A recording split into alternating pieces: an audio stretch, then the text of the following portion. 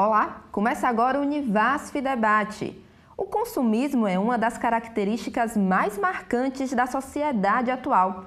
Aniversário, Natal, Dia das Crianças, são muitas as datas em que os presentes são praticamente obrigatórios e deixam o mercado em ebulição. Mas até que ponto deve se alimentar essa prática consumista, principalmente nas crianças? Quando o assunto é consumismo, a grande vilã apontada é a publicidade. No Brasil, os investimentos da área movimentaram mais de 100 bilhões de reais só no ano passado. Para conversar sobre esse tema, nós recebemos hoje aqui no nosso estúdio a psicóloga do Núcleo de Estudos e Práticas sobre Infâncias e Educação Infantil da Universidade Federal do Vale do São Francisco, Teodora Mendes, e o professor do curso de Publicidade e Propaganda da Faculdade São Francisco de Juazeiro, Tiago Carvalho. Sejam bem-vindos ao Univasf Debate. Obrigada. Obrigado. Ninguém nasce consumista, não é mesmo? Mas desde cedo, essa prática já está comum entre as crianças. Como que os pais podem manter um equilíbrio aí em relação ao consumo? Eu acho que a gente pode trabalhar sempre com a família, né, nesse sentido de conseguir ponderar, né, a própria família conseguir entender o que é a necessidade da criança, o que é uma necessidade de consumo, que é algo que a gente precisa consumir, e o que é consumismo, né, essa necessidade de comprar produtos e brinquedos o tempo todo, que normalmente sai um pouco da necessidade, né, de necessidades básicas, qualquer coisa assim, né? Ou mesmo que seja o brinquedo, mas tem famílias que compram brinquedo toda semana, né? E tem uma necessidade de consumismo o tempo inteiro, principalmente nessas datas comemorativas, como você falou, né? O Dia das Crianças está chegando. E também tem pesquisas que mostram que 80% do consumo da família é voltado para a criança, né? A criança que decide praticamente 80% do consumo daquela família. Quando a gente fala em consumismo infantil, a grande vilã apontada é a publicidade. O que é que vocês acham sobre isso? Eu concordo e discordo. Eu vejo dois lados. Até porque hoje, a partir de 2004, por meio de uma resolução, a publicidade está proibida nos principais meios, né? A gente pode ter ainda uma embalagem, um rótulo, mas você encontrar uma propaganda de TV, ou outdoor, ou rádio, você não encontra mais, desde 2004. Então, essa questão de uma influência direta a gente não tem. Eu acho que com o advento da internet, né, com as mídias sociais, a gente acaba tendo outras formas de influência. Inclusive, algumas agências acabam trabalhando alternativas que não são propagandas formais, até para burlar um pouquinho essa resolução. Mas, de qualquer forma, acho que o mundo está com muitos estímulos e, se for para colocar um vilão, eu até colocaria alguns tipos de músicas. Se a gente for pensar aqui na região, algumas músicas que têm letras totalmente que incitam o consumo, incitam a erotização, alguns filmes, algumas que não têm uma regulamentação. Então, criticar a propaganda para dizer que ela é vilã é até injusto nesse cenário, porque como ela já está regulamentada e todo mundo está preocupado com a propaganda, eu acho que os olhos acabaram se virando para o lado errado. Então, eu me preocuparia muito mais com o que se toca nas rádios, com o que se vê no YouTube, com o que se vê no Facebook, com o que se circula no WhatsApp, por exemplo. Acho que isso aí tem esses pontos, eu tomaria mais cuidado, até porque os pais têm dificuldade de fazer esse controle. Você falou aí que foram proibidas as propagandas, mas isso no caso na TV aberta, porque na TV fechada ainda tem. Sim, na TV aberta. Inclusive, não é à toa que a maior parte da programação da TV, aliás, praticamente toda a programação direcionada ao público infantil das TVs abertas foram eliminadas. Então, porque não tem dinheiro. Acabou o dinheiro da propaganda, que é quem sustenta. Acaba a propaganda, acaba o programa, né? Acaba o programa. Exatamente. Né? Então, e outra, a TV a cabo, os números de TV a cabo na região, por exemplo, são baixíssimos. Se eu não me engano, o último número que eu tive contato é em torno de 4%. Não é nada além disso. Se a gente for pensar o que significa isso na prática é muito pouco. E aí culpar a propaganda de influenciar ou de influenciar o consumo nas crianças, nesse cenário é até um pouco injusto. Eu concordo com o Thiago nesse ponto. Entendo também que a propaganda ela é uma grande vilã mesmo, porque a gente, né, na cultura, a gente acaba colocando mesmo a culpa na propaganda, né? E ela realmente é uma grande veiculadora, né, de produtos, né, e de consumo. Mas assim, o Thiago falou uma coisa super interessante, né? Porque quando a gente incentiva esse consumo nas crianças, o que acaba acontecendo? A erotização precoce, né? A obesidade também, porque muitos alimentos industrializados com excesso de açúcar, de sal, de gorduras, são incentivados pelo consumo da criança usando o merchandising, né? do personagem e tal. Então, eu quero comprar aquela bala que é do Shrek, por exemplo, né? Não é porque é aquele alimento, mas é porque está vinculado com o personagem, né?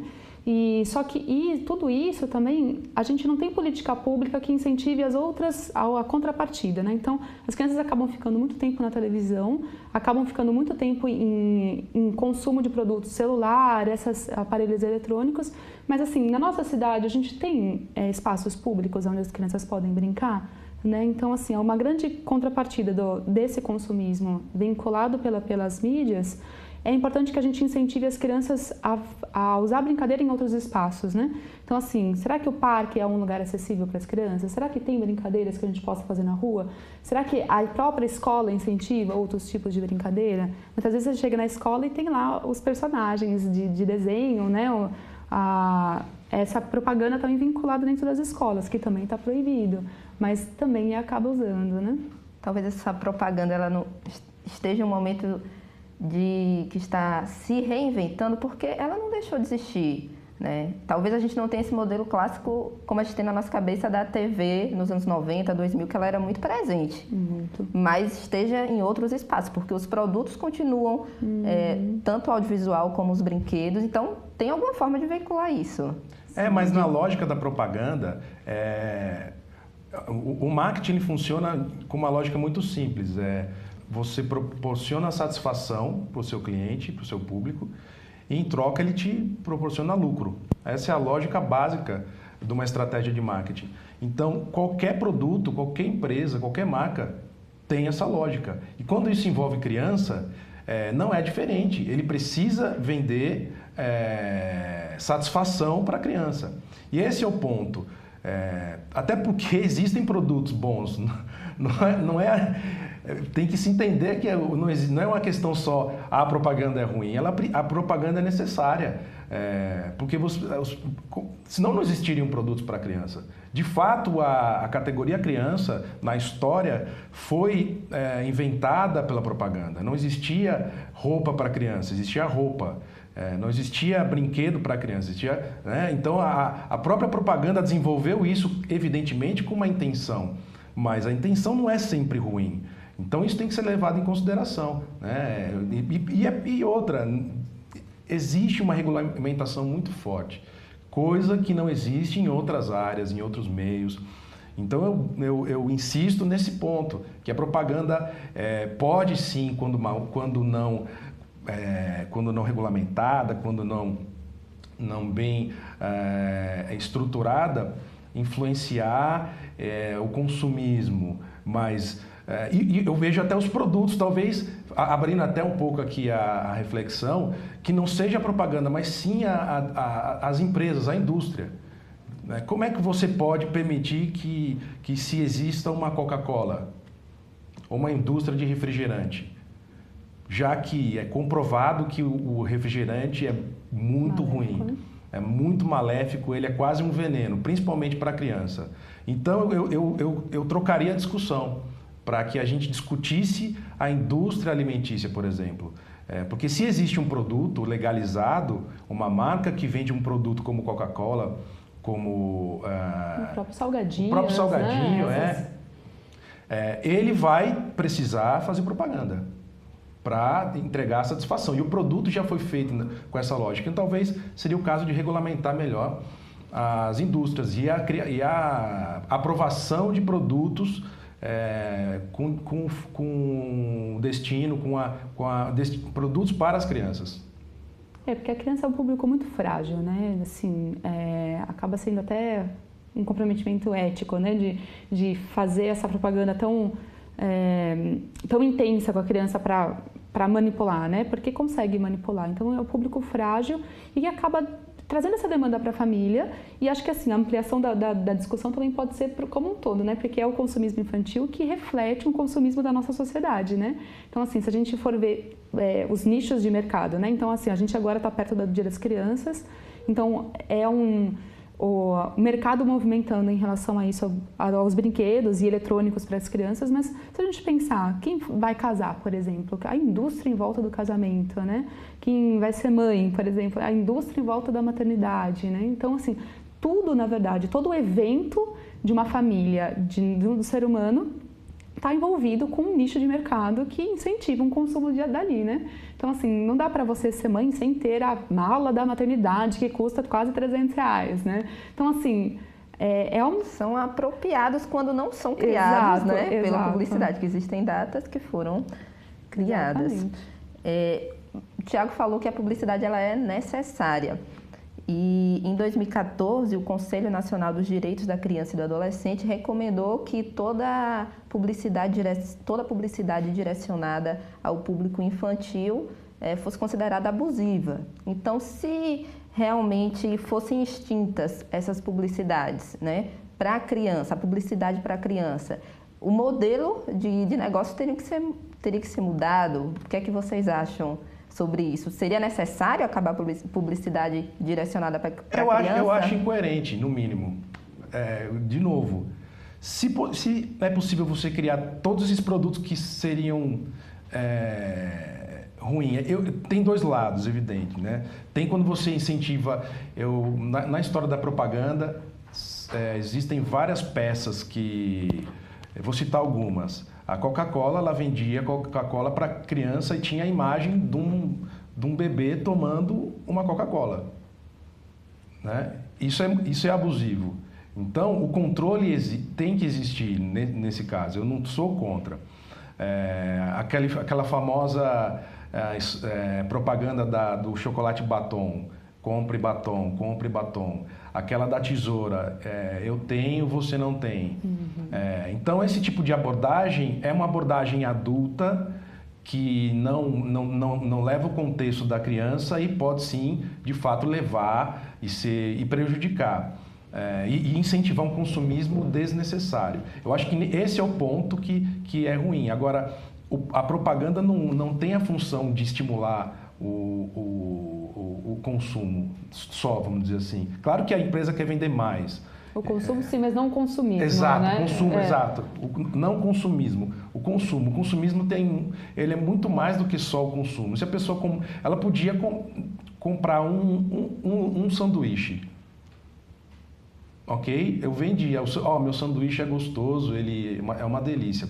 Agora, o consumismo é ele comprar 3 sanduíches, 4, às vezes 10, dependendo do caso. Ou ele ter um sapato, um tênis, 2 pares de tênis. Ok, agora consumismo é ele comprar 40 pares de tênis. Então, acho que tem um meio termo. E a propaganda precisa vender o tênis. Ela precisa passar o que é o tênis, quais são os diferenciais que ele tem, por que ele é bacana, por que ele não é, e não é só questões de produto. Então, acho que tem que regulamentar. E, na minha visão, é difícil, não tem uma regra para dizer. E o mais fácil é proibir. Talvez, acho que, né, Tiago, reinventar, a própria propaganda se reinventar Sim. na maneira como ela vai vincular as coisas, né? Tem um documentário super interessante que chama A Criança Alma do Negócio. Já viu? Você já viu, Tiago? Não. É muito interessante. E nesse documentário ela vai abordando, claro, aborda, né, as questões bem extremas, né? Mas chega num ponto até que tem uma moça lá que não foi uma pesquisa, mas foi um momento ali de investigação dessa questão, né? Que a criança não sabia nomear o que era. Ela mostra fotos, né, de animais, assim, uma capivara, uma avestruz, tal, e a criança não sabia o que era, mas sabia os logos das marcas, né? O que é o logo da Vivo, o logo da Claro, o logo da Motorola, da Apple. E a mesma coisa com os alimentos, né? Então ela vai na feira com as crianças e a criança não sabe nomear o que é o mamão, o que é o melão, o que é o pepino. Ela fala, não sei o nome desse, não sei. Mas aí ela sabe o que é o Cheetos, sabe o que é a bolachinha de pacote, né? Então assim, é o alvo, eu acho que é o alvo, mas eu acho que é uma reflexão mesmo da nossa sociedade, né? Porque os adultos são muito consumistas também, né? Então vai ser reflexo de qualquer forma, né? E reflete também por toda a comunicação, não só a publicidade, né, especificamente. Aqui no programa a gente tem um espaço para ouvir dúvidas da população sobre o assunto debatido no estúdio. A gente tem 3 perguntas sobre esse tema do consumismo infantil. Vamos ouvir. Existe alguma lei que trate sobre publicidade infantil? Quais são os impactos sociais e emocionais do consumismo infantil? Como posso fazer para que o meu filho não seja um consumista?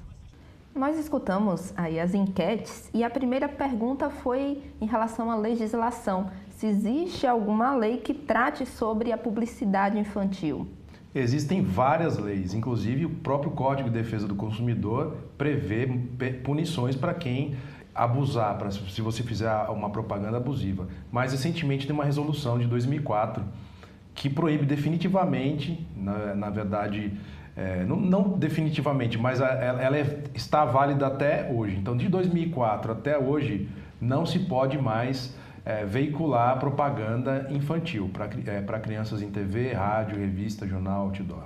A segunda foi em relação às consequências, né, desse consumismo infantil. Quais são os maiores impactos sociais e emocionais do consumismo nas crianças? Eu acho que primeiro a gente pode ter como eu falei antes, né, erotização infantil, né, porque a gente vê muitas, inclusive principalmente meninas, né, que afeta meninas com idade de 7, 8 anos, isso quando já está mais velha, porque já tem até antes, né, fazendo uso, né, de coisas muito adultas. Então é uma erotização muito voltada caminha junto com a adultização, né, digamos assim. Então crianças que param de brincar porque está de salto no aniversário de uma colega, por exemplo, não sai correndo porque está usando sapatinho de salto, ou não quer brincar porque não quer desmanchar o cabelo, ou vai fazer o aniversário no salão de beleza, coisas assim muito, muito adultas para criança. Então acho que a primeira coisa que a gente pede é uma criança livre para brincar. A gente perde isso e acho que todo um estresse emocional que traz para a família, né? Porque é o tempo todo num consumismo tão grande que a família tem uma dificuldade de vinculação em si, né? De estar junto, né? Onde os aparelhos e os eletrônicos são sempre intermediados na relação da família, né? Tem, acho que estudiosos também, pesquisadores, que defendem o direito de brincar da criança, Sim, né? Exatamente. Inclusive, tem um instituto em São Paulo que chama Instituto Alana, que trabalha, ele é o principal que mais encabeça no Brasil, né? Essa proibição de publicidade voltada para a criança, né? E eles têm um projeto que chama Criança em Consumo, que fala que é justamente contra essas propagandas para a criança, para baixar esse consumismo infantil. E na contrapartida, quase que um projeto que caminha junto, é a criança no livre brincar. Então, vamos tirar as crianças das televisões, né, que passa às vezes 5, 6 horas por dia na frente da televisão, e vamos colocá-las principalmente na natureza para a gente poder brincar. E principalmente também a questão do brinquedo, né? Como que se intermedia esse brinquedo, o brinquedo já pronto, o brinquedo que está ali, que você só às vezes liga o botão e deixa ali funcionando, e no brinquedo que eu posso construir e criar brincadeira em cima disso, né? Então as crianças cada vez mais vão precisando de brinquedo, compra o brinquedo, isso está na fala comum da gente, né? Que a gente sempre, todo mundo conhece uma criança que compra o brinquedo, brinca 2 dias e depois não olha mais para aquele brinquedo, né? Então, e isso é um consumismo infantil, né? E acaba gerando um estresse familiar como um todo, né? E uma criança também que vai crescendo com outros tipos de valor, né? Um valor do ter, né? Eu sou porque tenho, né? E não eu sou porque crio, porque tenho uma integridade, né? Mas porque eu tenho um iPhone, porque eu tenho algo que eu preciso, eu preciso daquele brinquedo, preciso daquele sapato, preciso daquela marca de roupa, né? Não é nem da roupa, mas da marca da roupa, né? Então isso aqui é um grande prejuízo. A terceira dúvida foi como fazer para que meu filho não seja um consumista. Ixi, se eu soubesse... Muda de planeta. Na verdade, não existe regra nem explicação, porque o mundo é pautado pelo consumo. O consumismo é uma doença, talvez, do mundo do consumo, né? De uma vida para o consumo, que é até o título do livro do Bauman. Agora, é difícil, é dificílimo. Não dá para criticar demais ou culpar demais, porque todos nós, de um momento ou outro, somos consumistas. Escapamos então não adianta a gente ser hipócrita de dizer não, se você fizer 10 passos para não ser consumista. Não ser consumista. Mas é claro, existem... se eu tivesse que dizer alguma coisa, eu diria que se educando, se conscientizando.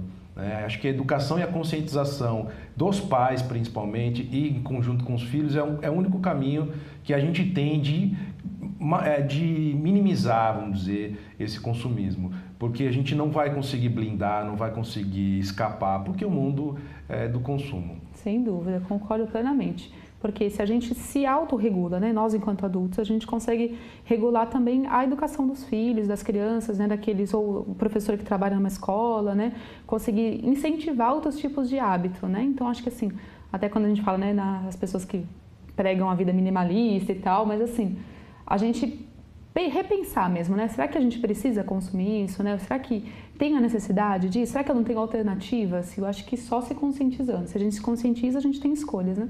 E como lidar com essas datas comemorativas? Dia das Crianças, por exemplo, vem chegando aí. E por todos os lados a criança é bombardeada. Mas isso não é de hoje. Acho que o Dia das Crianças, ele pode ser celebrado. Por exemplo, o Natal. O Natal, em algumas famílias... em que o orçamento é mais curto, essa dinâmica foi adaptada para que, ao invés de que todos tenham que comprar um presente para todo mundo, faça-se um amigo secreto em que você compra um presente e todos ganham. Então, a lógica da festa e do recebimento e troca de presentes se permanece, mas numa dinâmica mais real, numa dinâmica menos consumista, numa dinâmica menos... E também se combina, não vamos limitar um valor a R$50 no máximo, até que para que aquele que tem uma condição melhor não queira se mostrar para dizer, olha, eu sou melhor que você. E aí de novo eu vejo soluções como essa somente possíveis com a conscientização, com a consciência individual, com a consciência coletiva nesse caso, em que você entende a realidade do mundo, entende a realidade da família e entende a realidade do Natal também, né?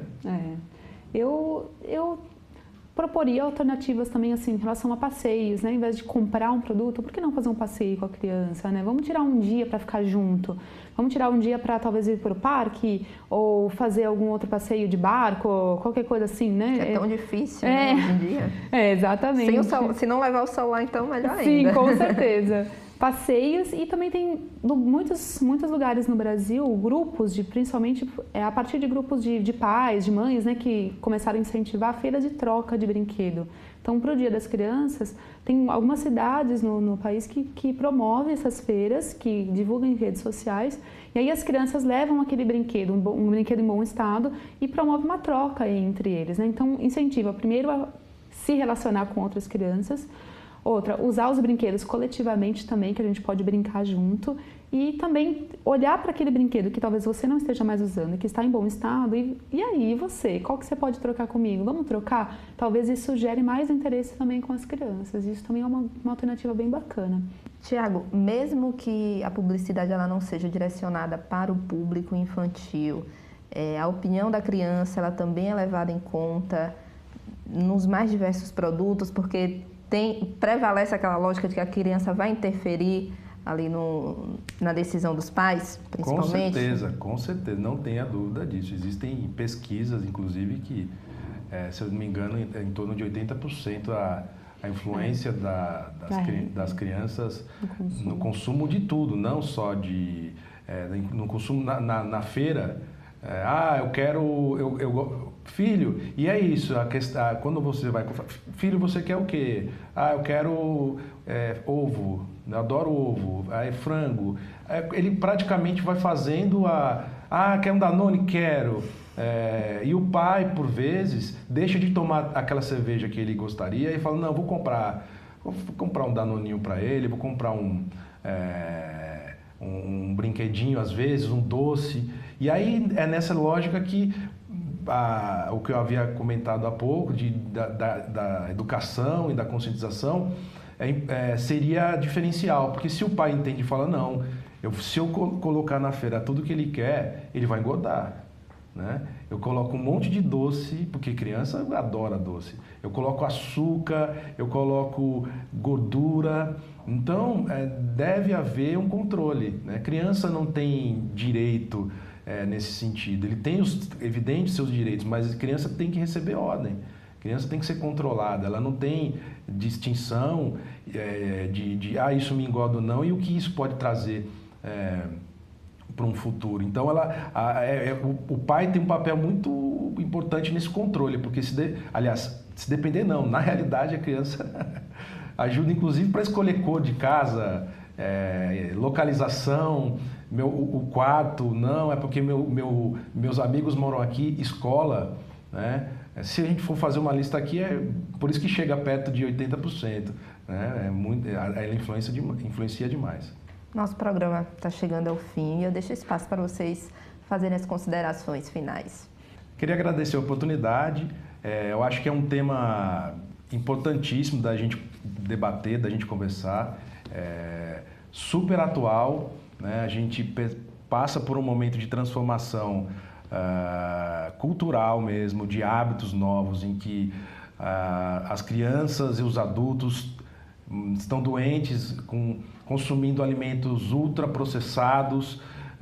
Tem família que não come alimento fresco, que vai no supermercado já direto na seção de congelados.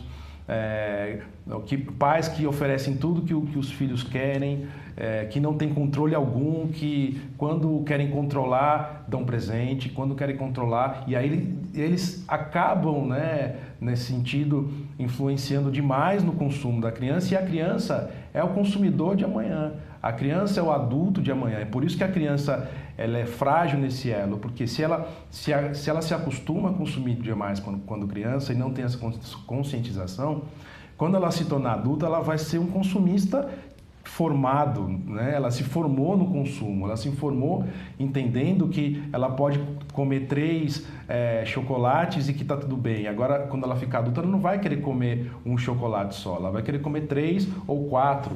Né? Eu lembro que na minha época de criança, a gente ter um Danone na geladeira, requeijão cremoso, era algo especial, era um momento que você falava, que legal, tem requeijão cremoso. Então era quase uma iguaria. E hoje em dia são 2, 3 potes. Tem criança que come um pote inteiro de requeijão com pão de queijo. E o pai acha normal e come junto na sala. Então é uma questão importantíssima de se debater, de se conversar, de se, ainda mais no ambiente acadêmico como aqui, da gente conversar e expor para as pessoas, para que eles possam se informar melhor, para que eles possam se conscientizar desse mundo que a gente vive e de ter uma relação melhor com o consumo. Agradeço também a oportunidade. Acho que também é um tema super importante da gente debater, não só perto do Dia das Crianças, né? Qualquer data comemorativa, mas acho que é um tema que a gente precisa debater o tempo inteiro, né? Principalmente com criança, né? Que sou muito defensora dos direitos da criança e do direito do livre brincar. Eu acho que isso devia estar em debate nas escolas também, né? Assim, com os pais, né? Com a família, para poder a gente rever a nossa própria relação com o consumo, né? Então, acho que a gente precisa debater isso com relação às crianças, mas eu acho importante a gente pensar também, nós adultos, todos que estão assistindo, né?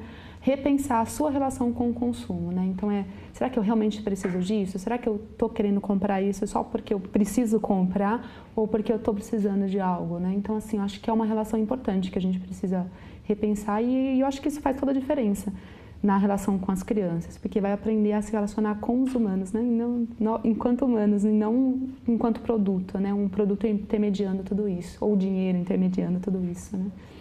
Muito obrigada mais uma vez pela presença de vocês aqui no nosso programa. Obrigada também a você que nos acompanhou em mais uma edição do Univasf Debate. Se você quiser sugerir algum tema para ser debatido aqui no estúdio, é só enviar um e-mail para contato.rtvcatinga@univasf.edu.br. Um grande abraço e até o próximo programa.